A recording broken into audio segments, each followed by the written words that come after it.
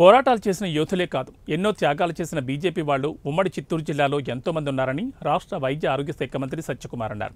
తిరుపతి జిల్లా అధ్యక్షులుగా సామంచి శ్రీనివాస్ ప్రమాణ స్వీకార కార్యక్రమానికి ఆయన ముఖ్య అతిథిగా పాల్గొన్నారు. ఈ సందర్భంగా ఆయన మాట్లాడుతూ బీజేపీ పార్టీ అధికారంలోకి వస్తుందా రాదా అనే విషయాన్ని పక్కన పెట్టి పార్టీ సిద్ధాంతాలను నమ్మి అన్ని వర్గాల ప్రజలకు తెలియచేసి చైతన్యపరిచిన నాయకులు ఎంతో మంది ఉన్నారని, అందులో సామంచి శ్రీనివాస్ కూడా ఒకరని కొనియాడారు. రాబోయే కాలంలో జిల్లాలో పార్టీ మరింతగా బలోపేతమవుతుందని ఆశాభావం వ్యక్తం చేశారు.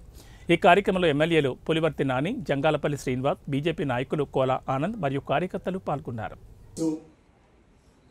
పాతవారిని కార్యకర్తల్ని కలుపుకుంటూ చెరైవేతి సర్వస్పర్శి సర్వవ్యాపి అంత్యోదయ నిర్మించబడి ఉందో దానికి కట్టుబడి పార్టీని విస్తరింపజేసే కార్యక్రమంలో సఫలీకృతులవుతారని ఆ సమర్థత సోదరుడు దీనికి నిలబడిన అవసరంలో కూర్చోవచ్చు.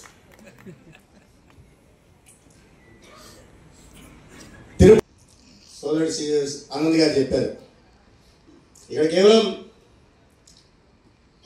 ఆ కలిగ దైవం కొలువై ఉన్నాడని కాదు, అదొక ప్రధాన కారణం. కానీ చాలామంది సీనియర్లు పార్టీలో అనేక మంది, చిలకం రామచంద్రారెడ్డి గారు, చలపల్లి నరసింహారెడ్డి గారు, నటరాజు గారు ఉండేవారు పీలర్లో.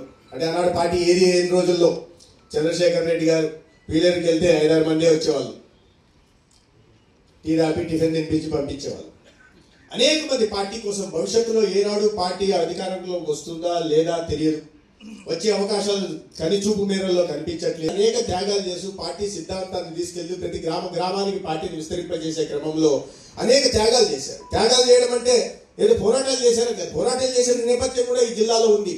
ఎక్కడో తెలంగాణ ప్రాంతంలోనే నక్సలైట్లు పోరాడుతుంటే, రాయలసీమ ప్రాంతంలో, కడప జిల్లాలోనో, అనంతపురం జిల్లాలోనో, లేదంటే ఇంకో చోట నక్సలైట్లతో ఫ్యాక్షన్ గొడవలు ఉంటుంటే, చిత్తూరు జిల్లాలో కూడా తమ్మలపల్లి, మదనపల్లి ప్రాంతంలో కూడా నక్సలైట్ల బుల్లెట్లకు ఎదురొట్టి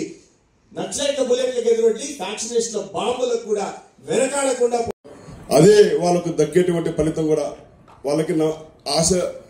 ఈరోజు భారతీయ జనతా పార్టీ అధికారంలోకి వస్తుందని, అత్యధిక రాష్ట్రాల్లో అధికారంలోకి వస్తుందని, ఇవాళ కాలకూట విషయం లాంటి కాంగ్రెస్ ను పెక్కలించి వేసి ఒక ప్రశాంతమైన వాతావరణంలో బీజేపీ అధికారంలోకి వస్తుంది, అత్యధిక సీట్లతోటి ప్రపంచంలో అత్యధిక రాజకీయ పార్టీగా ఆవర్తిస్తుందని వాళ్ళకి ఎవరికి కూడా ఆ రోజు ఆశ లేదు. అయినప్పటికీ నమ్మినటువంటి సిద్ధాంతం కోసం పనిచేసిన అలాంటి అనేక మంది సీనియర్ నాయకులను చూస్తూ నేను కూడా విద్యార్థి నాయకుడిగా విద్యార్థి పరిషత్తులో పనిచేస్తూ ఈ పార్టీలోకి రావడం జరిగింది.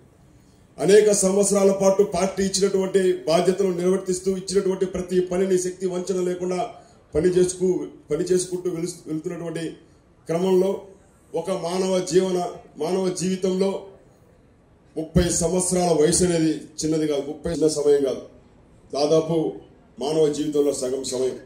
అయితే నేను అంతకంటే ఎక్కువ సమయాన్ని ఈ సిద్ధాంతం కోసం, నాకు విద్యా బుద్ధులు సంస్కారం నేర్పించినటువంటి రాష్ట్రీయ స్వయం సేవకు చెప్పినటువంటి ఒక సంస్కారాన్ని, దేశం పట్ల ఉండాల్సినటువంటి భక్తి ప్రపత్తులు, బాధ్యతతో మెలిగేటువంటి విధానాలు నేర్చుకున్న తర్వాత